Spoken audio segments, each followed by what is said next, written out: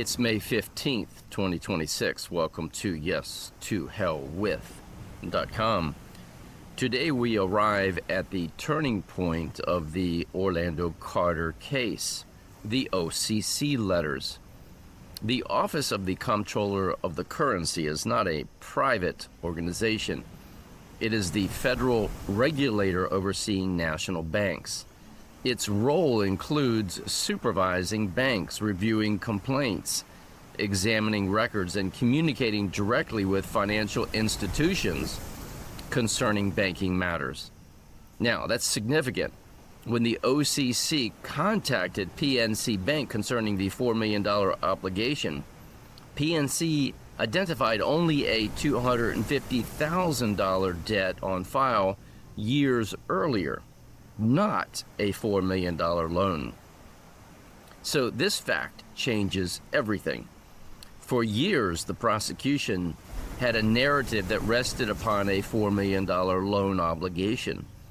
But the federal banking regulator received a different answer from the bank itself. PNC again identified the one smaller loan. Carter already possessed authenticated PNC records showing that same fact years earlier. And later, PNC Bank stated that it never asserted a $4 million loan existed. That is not a minor inconsistency. That is a direct structural contradiction. The issue is simple. If the prosecution depended upon a $4 million obligation, and the bank's own records identified only a smaller loan, then later federal officials had a duty to re-examine the foundation of the case itself. This is where the government structure begins to break apart. The DOJ and Treasury are both federal institutions. When one federal agency reflects that no $4 million loan existed, while another agency defends a criminal conviction based upon that figure, the government is not speaking with one voice. That conflict has never been reconciled. Now think carefully about the psychology of the justice system. Prosecutors and investigators often assume that once a conviction exists, the underlying facts must already have been verified. But the OCC letters challenge that assumption, and they do it directly. The question was no longer whether Carter concealed information. The question became whether the alleged obligation itself was ever independently established. That question threatens the entire theory of the prosecution and the structure of the case. The OCC was not acting as a criminal court. It was acting as a federal regulator responsible for oversight of national banks.